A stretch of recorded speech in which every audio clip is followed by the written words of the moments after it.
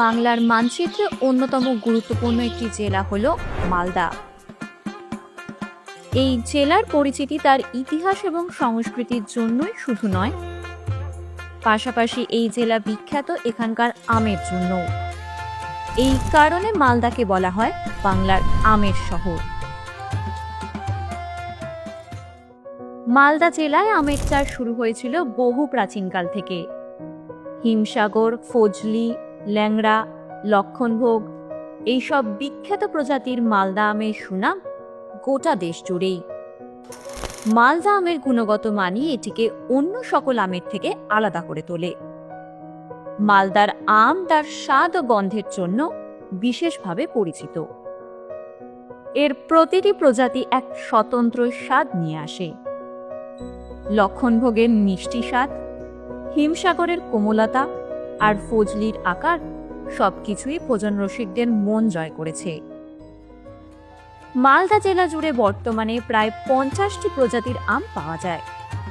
তার মধ্যে 3টি আমের প্রজাতি পেয়েছে জিআই ট্যাগ।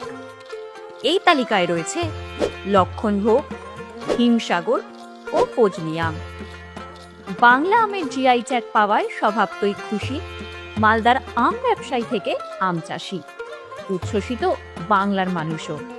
মালদার এই বিখ্যাত আম শুধু কৃষকদের জীবিকা রক্ষা করে না, পাশাপাশি সমগ্র জেলার অর্থনীতিতেও একটি বড় ভূমিকা পালন করে।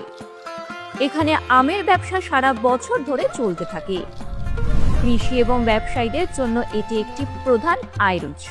প্রযুক্তি এবং উন্নত পরিকাঠামোর মাধ্যমে মালদার আম এখন ভালোভাবে সুরক্ষিত এবং প্রক্রিয়াজাত করা হয়। আধুনিক কোল্ড স্টোরেজ ও প্যাকেজিং প্রযুক্তি ব্যবহার এই শিল্পকে আরও শক্তিশালী করেছে। মালদা আমের সঙ্গে সম্পর্ক শুধুই স্বাদে সীমাবদ্ধ নয়, এটি বাংলার সংস্কৃতির গল্পকেও তুলে ধরে।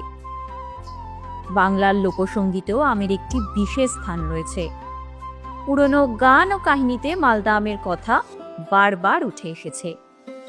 তাই বলাই যায়, আবহমান কাল ধরেই আম জনতার মন জয় করে আছে মালদার আম।